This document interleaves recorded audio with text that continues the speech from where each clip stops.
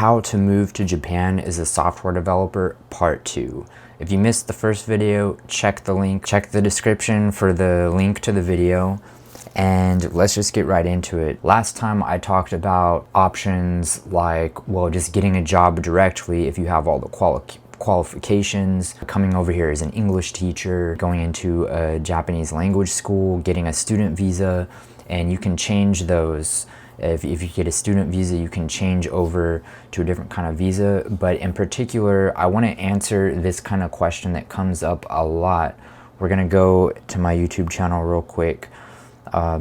Ignore the Weird Al comments for a moment, please. Yeah, I get this all the time. Something like this from this person here. I have a 6-figure paying job. I'm guessing this person is in the USA. But struggle in getting a work visa. I don't have a university degree and I don't have 10 years of work experience. Am I fooked? Well, let's figure that out. In this current situation, no degree, even if you have like 6 or 7 years of work experience as a software developer, you can't get a visa, an engineering visa at the moment, but there's some things you can do. I've got a lot of tabs open here up at the top, and I will be sharing all of these in the description of this video, so you can check all this stuff. I did the research for you. So we are looking at a Japan Dev article, and I've checked this. I've checked all this information with the immigration website, so it checks out. You can use 10 years of relevant work experience or one of Japan's approved ITEE exams. If we go here on Tokyo Dev, here's a guy who did it. He got this, he did the exam in Japan. It's this, it's administered in Japan. It's gonna be done in Japanese. So if you can't speak Japanese, you're gonna have to do it in one of these countries. So the easiest one I've heard is the Philippines, because a lot of people speak English there. So yeah, it's worth it. If you're making a 6-figure salary in the USA, you probably have the money to, well, first study for this exam, make sure you understand what's going to be on there, and then fly over to the Philippines and take the exam. And then boom, you've got your qualification that you need to get a work visa in Japan. The only thing after that is getting a job offer from a company and, you know, finding a company that's willing to bring you over here. And if you can't do that, well, then you just go back to some of those options I talked about in the first video, or some of the other options I'm going to talk about in this video later. So, okay, what if you don't want to fly to the Philippines or Thailand to take this test? Or what if you're already in Japan but you don't have enough Japanese language skills to do a test like this in Japanese or whatever? I cannot find any information about what the other tests are. I've checked many websites. They all say one of Japan's approved ITEE exams with an S. There's an S here, but nobody has a list of other exams that are acceptable.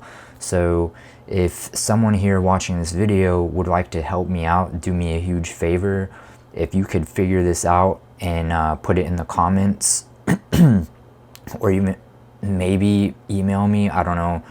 For sure, if you put it in the comments, I'll see it, and then I can share that information with everybody. I just don't have, I've already put in a couple of hours researching this stuff, and I can't go beyond this. But there should be a list somewhere, maybe, or maybe they just take it on a case-by-case basis and look at the exams. I don't know. So I did what we all do, is ask ChatGPT.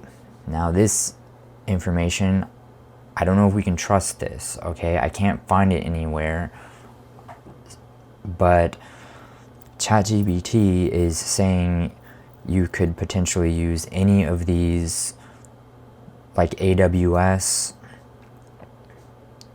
Microsoft, Oracle, Cisco certifications, this is the one that I was just talking about, that ITEE certified developer. You could do some of these tests.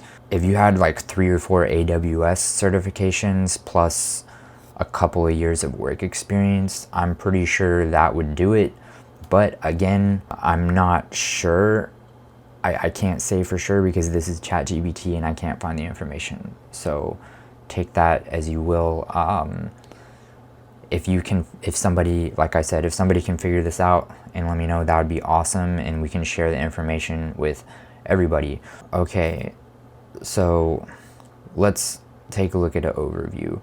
We're talking about the IT certifications right now. So other than that, if you don't have a university degree in IT, I guess one thing I should mention is I've seen talk of this, like what I have highlighted here. This is also from Japan Dev. You can switch to a job as a software developer regardless of how you first received the visa. So I did this. I originally had an English teacher visa, and then I switched over to an engineering visa, even though my degree is in economics, and they did that. And then after that, I got married and I got a spouse visa now. But what else? I think they talk about, well, there's working holiday visa. You could get over here on a working holiday visa easier, but you'd have to be from a country like Australia or apparently England, Taiwan. They don't do it for the USA. So if you're from the USA, you can't do that. We're gonna get into these startup visa, business manager visa. We're gonna talk about those in a second. Spouse visa, that's what I've got now. You can do anything you wanna do, work for a company, work for yourself, make your own company, just do nothing, whatever you wanna do. Permanent residency, you're not gonna be able to do that.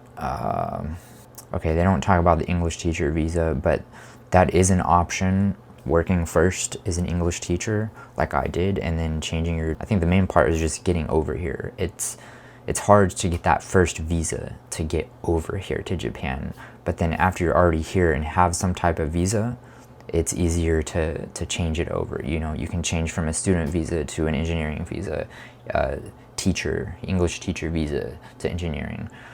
All right, we talked about the certifications. Now the startup visa, brand new, 2025. This is huge. It used to only be in a couple of places, I think Tokyo and Fukuoka, but now it's across the whole country. So you can get a startup visa for 1 to 2 years. And it used to be you had to have a bunch of money up front to like establish your company in Japan, but they've scrapped all that because Japan is like realizing that they're falling behind in the tech sector, and they want to get people over here innovating. The startup visa, you can stay here for up to 2 years as a startup visa, and as far as I know, don't quote me on this, I haven't done the research, but I'm assuming you could change from a business manager visa over to a working visa if you got a job offer. You would just have to request for that visa change. So this is an option. You could come over here, try to start a business. If it fails, just try to get a job at a company. But let's just hope it doesn't fail. Let's hope you actually do something good over here. Maximum period stay up to 2 years, with renewal required every 6 months. Oh, interesting. You can get it if you're newly entering Japan, or I could get it if I'm, well, I don't need it because I have the spouse visa, the almighty spouse visa. Okay, let's take a look at this one. What's cool about this startup visa is you just need a business plan, endorsement from the local Japanese government, which you might need help from me or some other company. I have a partnership with a company that can help you do all of this. But this is the big thing that they changed. No immediate requirement to secure office space or invest a specific amount of capital. That's your ticket into Japan right there. Come up with a business plan for doing something in IT, in software. All you need is a business plan and a local government office to approve it, which you would probably need the help of someone like me or my business partners, and you can get over here on a business startup visa.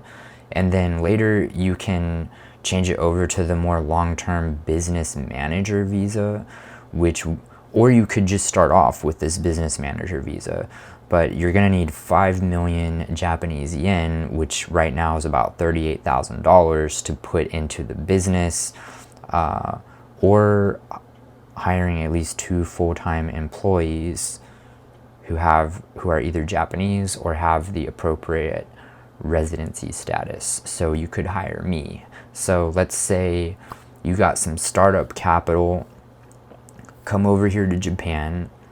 I help you buy a used house. There's a used house for sale right down the road from where I live. I could walk there. It's for sale after taxes and fees. You'd probably pay about 35,000 US dollars to buy this used house, set up the office in there, and then hire me and one other person, or just anybody. I can find other people. Or if you don't want to hire people, you just got your 5 million yen investment. So yeah, if you have the capital up front, you can just go straight into this business manager visa. Or if you don't have the capital, all you need is a business plan now.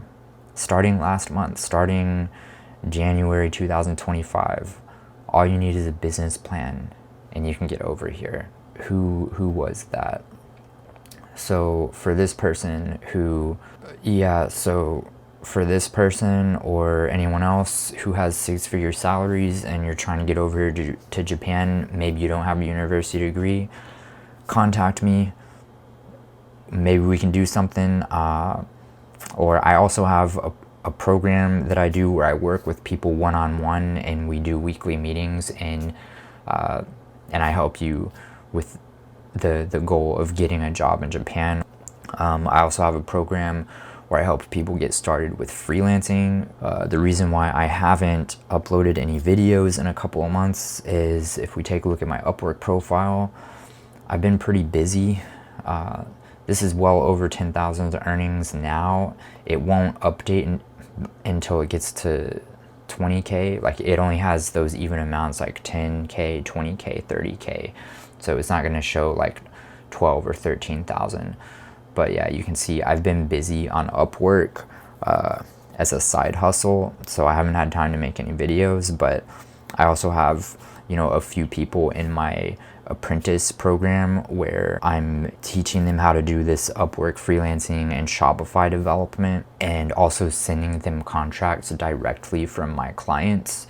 So if that's something you're interested in, or any of the other stuff, yeah, just schedule a call with me. The link will be in the description of this video, and I'll be waiting to talk to you. So until then, I'll see you in the next video. Goodbye.